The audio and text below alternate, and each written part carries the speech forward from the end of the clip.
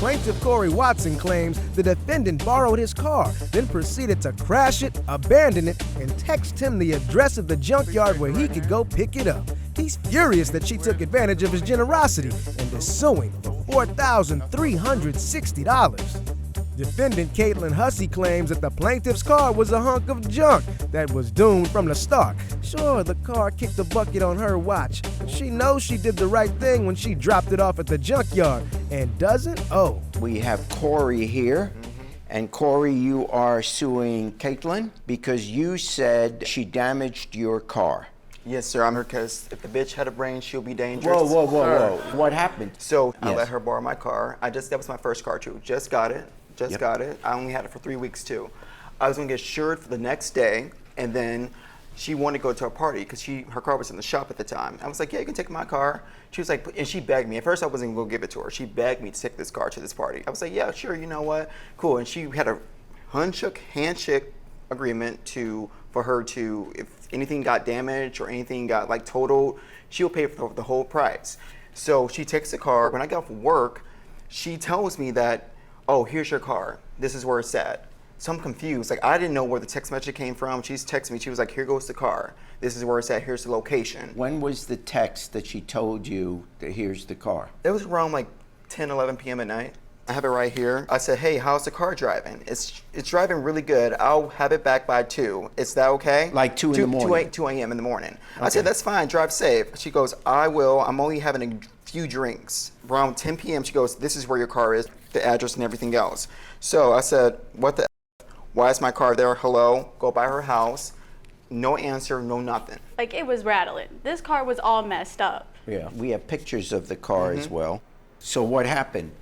What happened was I went to the junkyard, and I would think she would have paid for it. It was a junkyard, the address she gave you? Yeah, the address she gave me was the junkyard. She texted me where the address was. It took me 2 hours. It's far away from where I'm at, like 2 hours. Let me tell you, like, that was my first car. I was cleaning horse stables. I was traveling across the country, working at ski resorts, national parks for this car, and she knew that. It was even duct tape on it. It was duct tape on my damn car. I was like, what, she was trying to fix it to drive it back?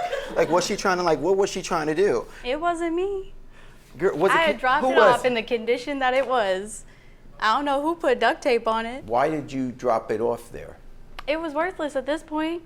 So when I had gotten into this accident because of your faulty brakes. When did you rear end a car? I rear-ended the car after I left the party. Okay, you were driving the car when you went into the rear of somebody. Yes. Then what happened? Once I rear-ended somebody, I looked up the nearest junkyard. Was there a police report? Did you exchange insurance? What did the person that you rear-ended, what happened to that car? I mean, their car was a too, so I mean, I assumed they didn't have insurance. Ain't she strong? So you just drove off? After rear-ending a car, you drove off? Yeah. You understand, you're not allowed to do that. Well, now I do. I assume at some point when you were going to the party, you had to stop because of a red light, a stop sign. At some point, while you had that car, the brakes were working. Well, so you can't now say, well, the reason I rear-ended the guys is because the brakes weren't working, when in fact the brakes were working. Unless you can give to me some proof that the brakes weren't working. I don't have any proof, but it's just a 20-year-old piece of shit. Ain't she you strong? gotta stop using the language in the book. Okay. If you didn't like the car, you could have said, I'm not going to drive it. Well, I figured he had the competence to buy a decent car. With no proof, you're saying, oh, it was the brakes and it was a lousy car. Honestly, that's not a defense. So now, you rear-ended the car, you said, oh, that's a piece of junk, and you drove it to the nearest junkyard. Why didn't you bring it back to him because it's his car? At that point, he was like an hour and a half away from me. I wasn't gonna make it to his house. And then how'd you get home? I called a cab. You called a cab? Yeah. Did you call him right away? I texted him the address of where his car was because that's all he needed from me. You just drop it off and ghost him? Why do you think that's the right thing to do? I was embarrassed about the situation. Like, I felt bad. But at the end of the day, it wasn't going anywhere after I got it to the junkyard. Now, you tell me what you want to tell me. Honor, she had somebody, our mutual friend, tell me some girl named Kelly booked it.